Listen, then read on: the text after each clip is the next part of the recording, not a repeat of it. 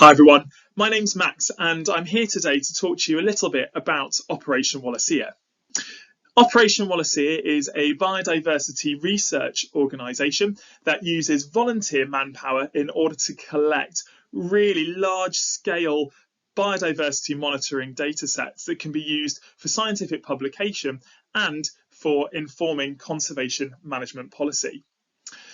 The very first OPWOL expedition happened in 1995 over in Indonesia, and there were just a handful of students that went over to Indonesia for a few months in order to start collecting data from the Lambasango forests over in Sulawesi.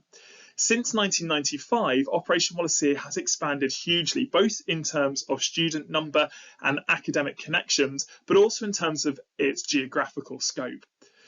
Over the last 20 or so years, OPWOL has run expeditions in over 19 countries, and the areas that Operation Wallacea tends to operate in are some of the most fragile and highly threatened ecosystems on the planet that have largely been ignored by scientists to date. And that means that Operation Wallacea has discovered a huge number of new species. To date, it's 66 new species that have been discovered as a result of Operation Wallacea's biodiversity monitoring. That's probably a massive underestimate, and there's many more species that are kind of in the pipeline ready to be discovered at the moment. Now, the majority of those species, unsurprisingly, are invertebrates. Invertebrates are drastically undersampled on a global scale, so it's very easy to discover new species of invertebrates. So what's really impressive about this number is the fact that 15 of those species have been vertebrates. Now, finding a new vertebrate is really unusual because of the fact that they're cute fluffy things with backbones. They're the things that people care about. So they tend to be the first things that are discovered whenever you go to a new area. So this just demonstrates that the contribution that Operation Wallacea's research makes to the scientific literature is really very substantial. And the aim of collecting these large-scale data sets that are large in scale, both spatially in terms of their geographical distribution around the world, but also temporally, means that we're able to donate these data sets and we use them in order to try and inform conservation management policy to protect these really, really unique and fragile ecosystems. Currently, we are operating 7 different expeditions, and you can see we've got a pretty global spread here. We've got a couple of projects over in the Americas with Mexico and Honduras. Then we have a project over in Southeast Asia, over in Indonesia, and we have a couple of African projects. And those projects all exist within the tropics and subtropics. Really cool to have that geographical spread because it means we can make spatial comparisons between these different areas. We also have a couple of projects that we're now running in Europe, one of which is based in the UK, down in Sussex. It's a really important and fairly groundbreaking rewilding site in the countryside down in Sussex, and we also are running a project in Croatia. Having access to all of these different sites means that we can address really interesting ecological questions on a spatial scale. And the fact that most of these projects have been running for well over 10 years now means that we can also look at drivers of ecosystem decline. And therefore we can start to think about what conservation interventions might actually allow us to do something to prevent further decline from happening.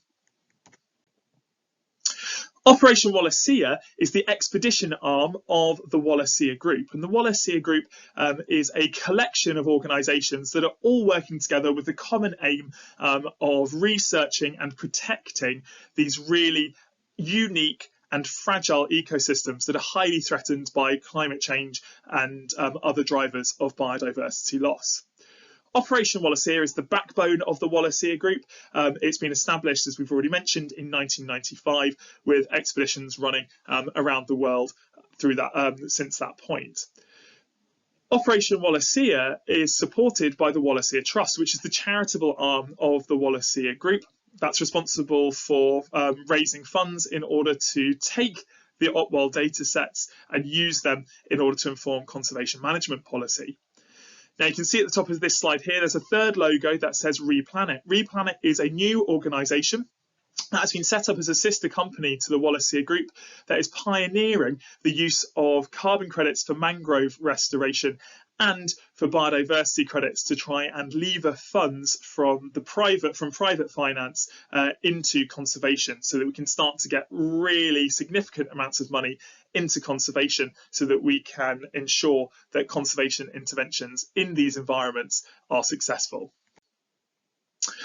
So as someone who's potentially thinking about joining an expedition, there are loads of benefits that you can think about. One of the main ones is that you get to travel to some really unusual areas, and the areas that we work in are largely inaccessible to most people if they are not on an OPWOL expedition. All of our projects and all of our expeditions are run by academics. So they're people who are working at universities at various different stages of their career. So a lot of our research is supported by PhD students and postdoctoral research fellows, but you also have input from really high-level, well-published and well-respected professors as well.